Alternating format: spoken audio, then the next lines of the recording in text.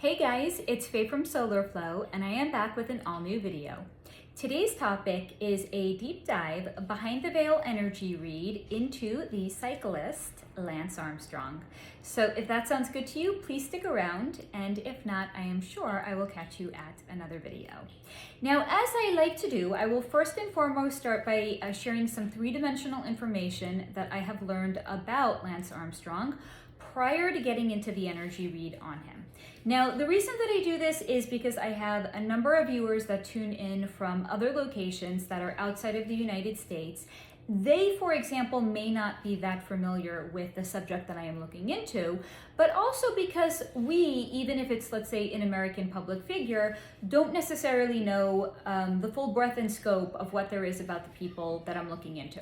So I like to start by sharing some 3D information about them for anybody that may or may not be familiar, and then I will get into the energy read on him. So this I have taken off of Lance Armstrong's Wikipedia page. It is, again, not the fullness of everything there is about him. I pretty much just copied down what I think is the most relevant to building out a character profile into the person, or anything that seems to be of particular note about them. So again, it's not everything there is on the Wikipedia page. You guys are all really savvy and resourceful. If you want to know everything there is, you guys can access his Wikipedia page. But I know you guys are here for the goods that the guides bring. So we're just gonna breeze on through the 3D information to get to the reason that you guys are all here. So here we go. Lance Edward Oh, I said Edworm. You'll understand. This is a Freudian slip, but again, of course, there's no Freudian slips when you're dealing with energy of a person. You'll understand probably why I said Edworm when we get a little bit later on into the energy read on him. But Lance Edward Armstrong, nee Gunderson, and I think that means that his real last name is not in fact Armstrong, but he either professionally changed it to be known as Armstrong, or he may have in fact even legally changed his name to be Armstrong, but ostensibly his real last name is Gunderson. Was born on September 18th, 1971, and he is an American former professional road racing cyclist. He achieved international fame for winning the Tour de France from 1999 until 2005, but was later stripped of his titles after an investigation into doping allegations, which found he had used performance-enhancing drugs over the course of his career. As a result, he has been banned for life from all sanctioned cycling events. In 1996, he was diagnosed with stage 3 testicular cancer.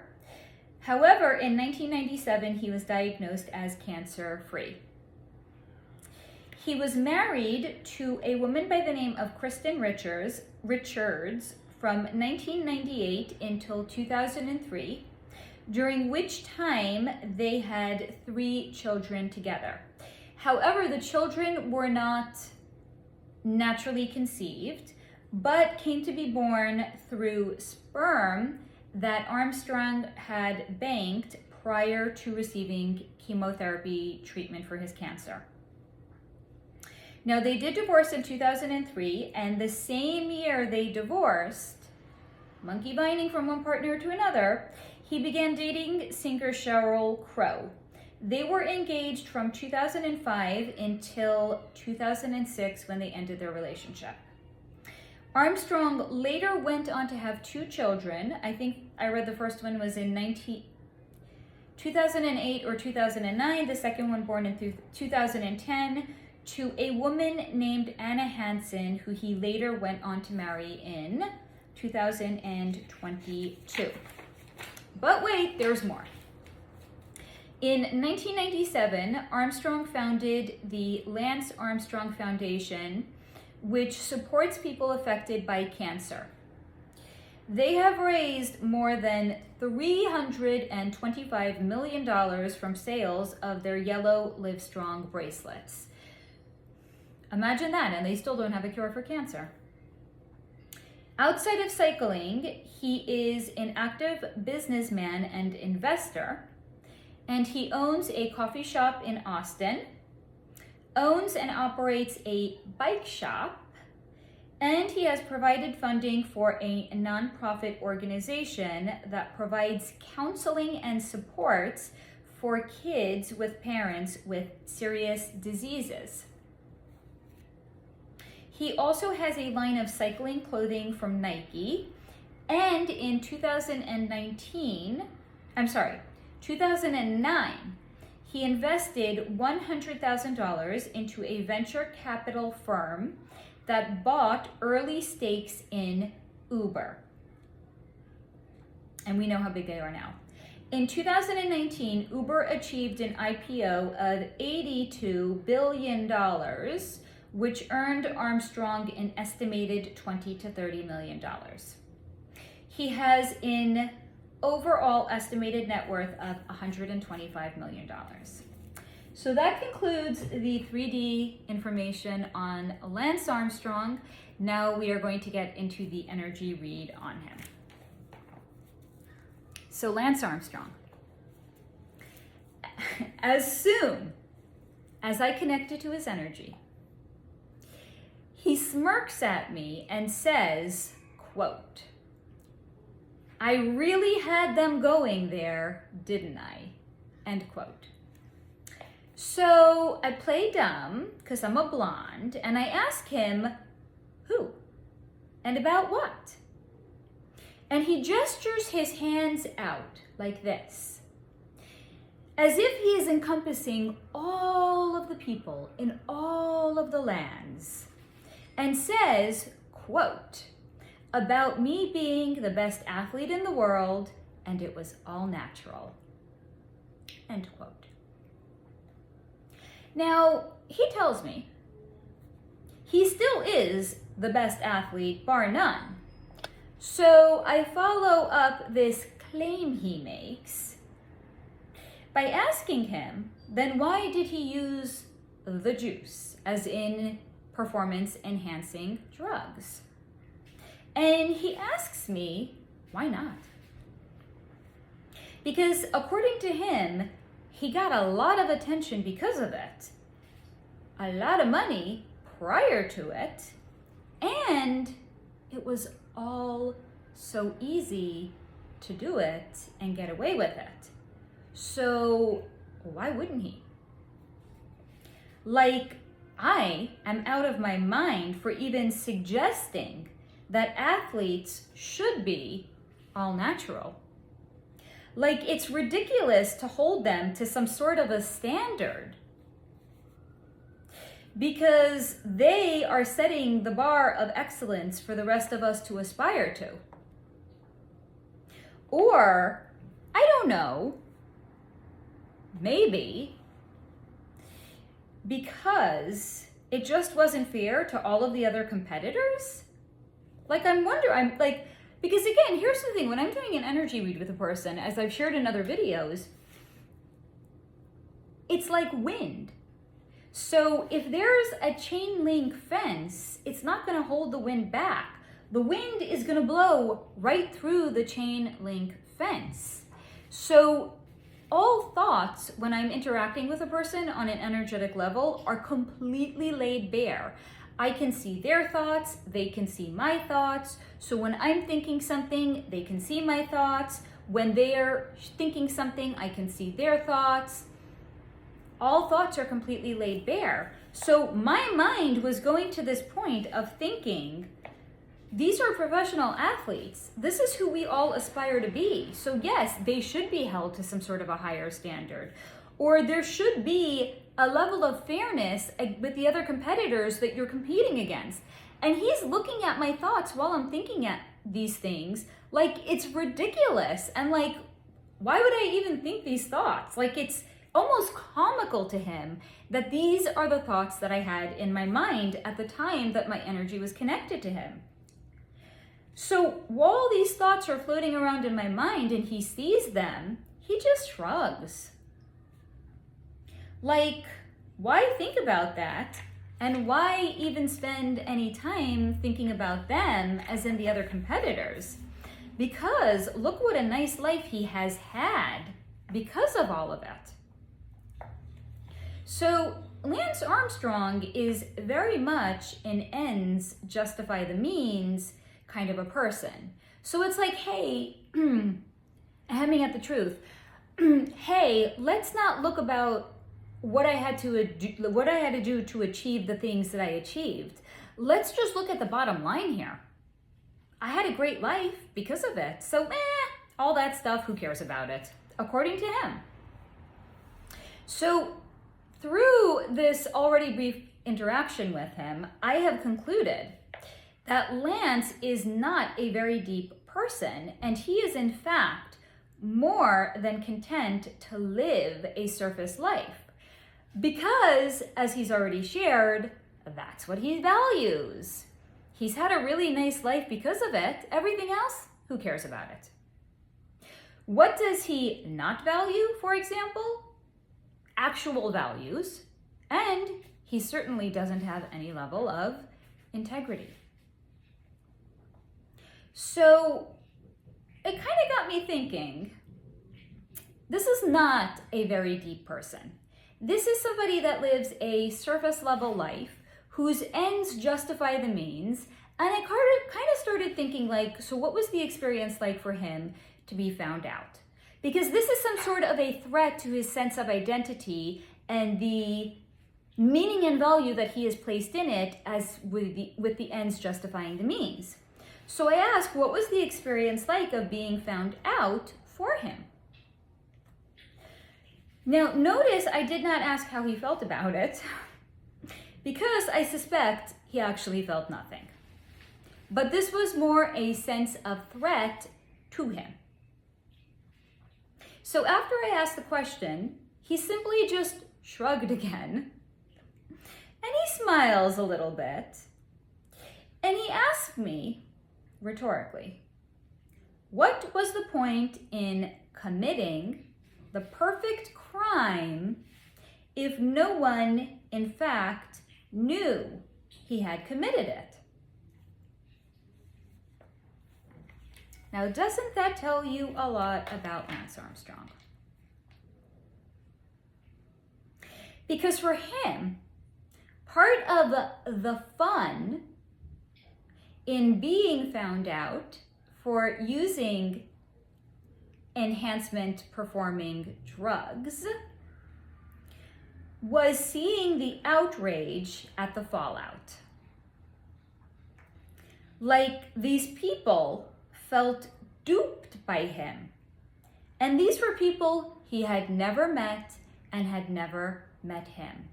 So the outrage these completely random people felt at finding out he was not, in fact, the real deal, he loved it. And it was, in fact, funny to him, and he felt powerful that he could elicit such a strong reaction in complete strangers. That he could get a rise out of people that didn't even know him personally. So he loved it, he shared with me. And he did not mind it at all. So although I have not formally met with him, nor given him any sort of a diagnostic tool to assess his personality, just in this interaction with him, I'm kind of coming to the opinion that he is a narcissist, whose motto would be something along the lines of love me, hate me, but don't ignore me. Because he loved the attention of being found out. Okay. So in essence, the experience of being found out and the negative attention that he had received was just as powerful and potent for him as the positive attention he had received when he was winning. Because fuel is fuel. So when you take your car, real life over here, when you take your car to the gas station, do you care if you're going to a Sunoco gas station or if you're going to an Exxon gas station? Gas is gas, fuel is fuel. He does not in any way, shape, or form differentiate in terms of his preference between positive or negative fuel, i.e. positive or negative attention. It's all just attention to him. So it's all just gravy. Now, outside of him being a cyclist, and a shamed one at that, not that he cares that he's shamed, and that he used to date Sheryl Crow, I realized, in fact, at this point in interacting with him, that I didn't know that much about him. Because, in case you don't know, maybe you're new here, or maybe you just want to be reminded, or don't want to be reminded, I'm going to remind you anyway. When I do an energy read on a person, I am going into the energy read on them completely blind. I don't know anything about them of a three-dimensional nature. I don't research them at all. I just take their name and I just go with their name and I don't look into anything else. So really, when I sat down to read the energy of Lance Armstrong, I only knew that he was a cyclist that had his titles stripped from him because he had basically doped up, and that he had dated Sheryl Crow. So I was like, hey, yo, Lance, I'm kicking it with him. And I'm like, I realize I actually don't know anything about you other than the fact that you dated Sheryl Crow. So I asked him if there is anything else that he wants to share with me about his relationship with Sheryl Crow. So he again smirks at me. And he tells me fondly he loved being whatever she wanted him to be. Not as in it's what and who he genuinely was, but who he created himself to be, because that's the version that Sheryl wanted or needed him to be. So what she had needed was for him to be steadfast and loyal to her. Not that that's who he genuinely is. Because Lance Armstrong shared with me he is a chameleon, and whatever was needed of him at that time is what he had created. So Sheryl needed certain things in a partner that he molded himself to be, and he willed himself to be it. And as a result, I lost my place here, I'm sorry. And he loved how unaware she was about all of it. That she didn't know this wasn't who he genuinely was, but this was rather, in fact, a straw man that he had built based on the characteristics and specifications of what Sheryl wanted in a partner. Because, according to Lance, Sheryl was so wounded and disillusioned about love. And then came along Lance, and he was just amazing. He loved her so much, and she gushed about him like he was a dream come true. And like somehow all of the frogs she kissed leading up to him was worth it, because she was finally going to have her happily ever after. But as we know, they broke up in 2006. So I asked him how he thinks she thinks about him now, and surprise, surprise, he just shrugs again. So it's at this point that I ask him if he'll let me look around his life and into other facets of his energy, and he had indicated to me, go right ahead. So I start looking around, and all I see about his life is disjointed moments and memories that are like snapshots stuck, frozen in time. Like they are incomplete memories because either what had happened right before or right after that snapshot that he has frozen, he had no use for, or it didn't align with what was important for him personally. So kind of imagine, if you will, it's like an editor editing a movie, but they're really just pulling out their favorite parts of it. Not necessarily the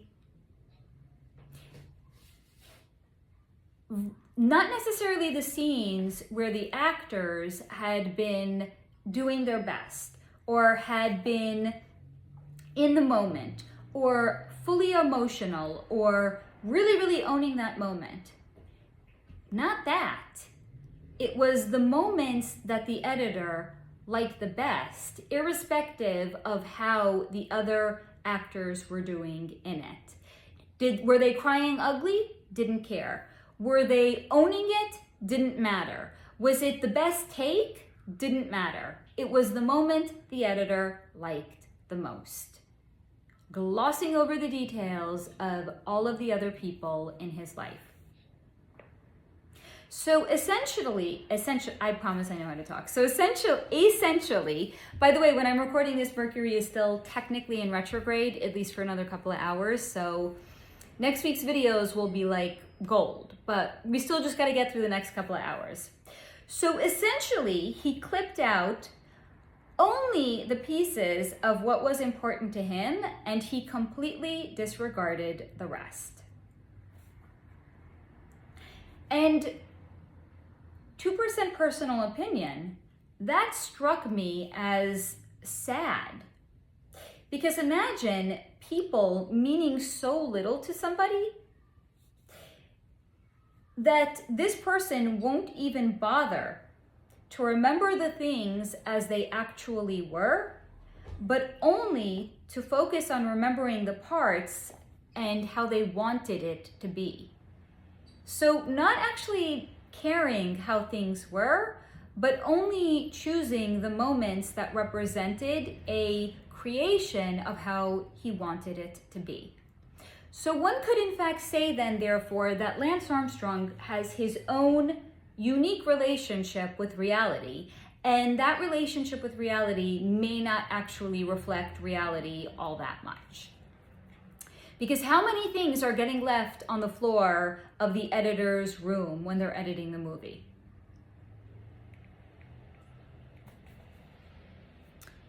And as I keep going on and looking into the energy of Lance Armstrong and looking at the energy all around him, I'm getting to see how he has classified people. Like they're on business cards. So there's a photo with the person's face, their phone number, and what they are good for according to Lance.